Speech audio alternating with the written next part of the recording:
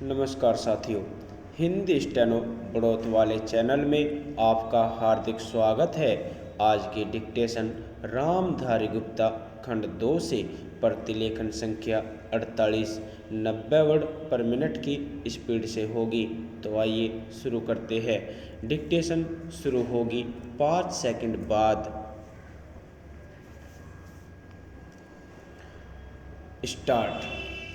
महोदय, विधिवेत्ताओं ने इस अधिनियम की कमियों को बताया और कुछ मायनों में ब्रिटिश कानून से भिन्न होने के कारण यह उतना शक्तिशाली नहीं रहा।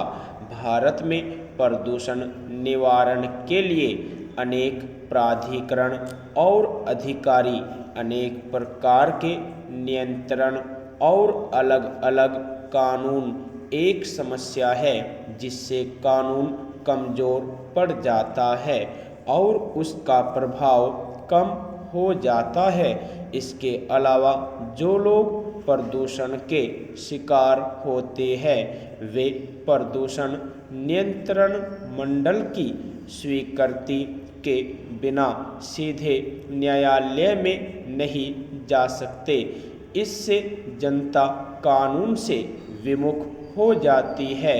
अधिनियम की खामियों के कारण हाल ही में केरल उच्च न्यायालय द्वारा प्रदूषण नियंत्रण मंडल का मुकदमा खारिज कर दिया गया। जल अधिनियम 1974 के अनुरूप वायु प्रदूषण निवारण एवं नियंत्रण अधिनियम 1981 तैयार किया गया। खेद है कि अधिनियम का प्रारूप तैयार करने वालों और विधायकों ने इसके लिए समाजवादी राष्ट्रों के व्यापक पर्यावरणीय कानूनों की सहायता नहीं ली। यह बड़े हर्ष का विषय है कि वर्तमान कानूनों की कमियों को देखते हुए संसद द्वारा पर्यावरण अधिनियम 1986 का 29वां अधिनियम पारित किया गया।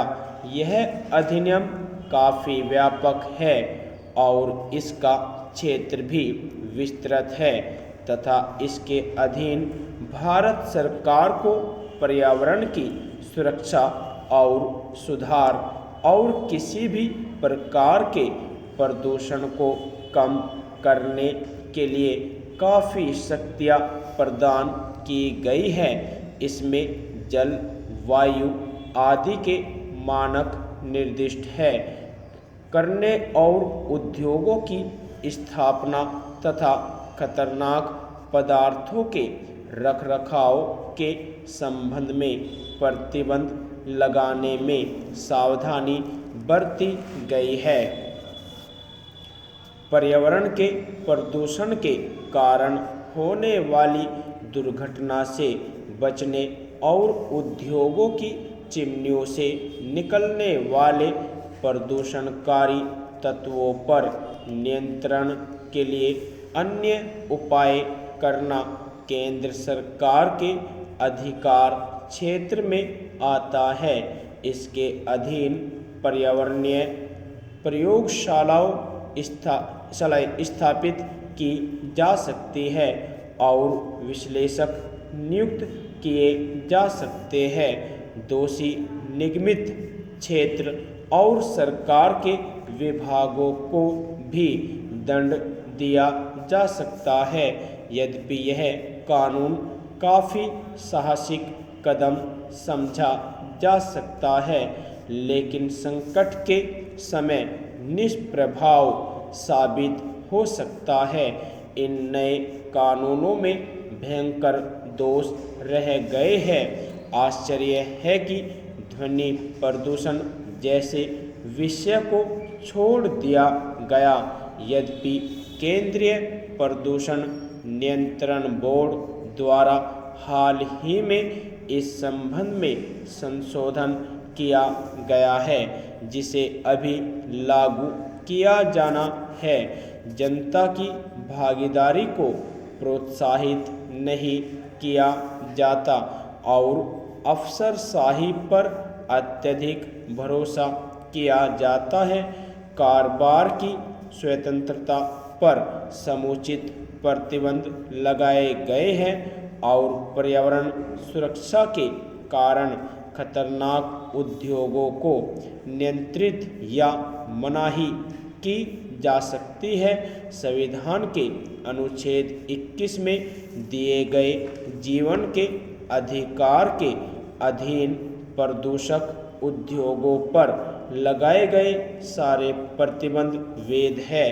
बहुमूल्य प्राकृतिक संपदा को नष्ट होने या क्षति से बचाने के लिए अनुच्छेद 39 के अधीन राज्य द्वारा औद्योगिक और कृषि कार्यों पर प्रतिबंध लगाया जा सकता है। अनुच्छेद 39 ख के अधीन भौतिक संसाधनों पर नियंत्रण ताकि उनका सामान्य हित में सर्वोत्तम उपयोग किया जा सके। यदि आपको डिक्टेशन अच्छी लगी हो तो हमारे चैनल को सब्सक्राइब करें तथा वीडियो को लाइक व शेयर भी करें। धन्यवाद।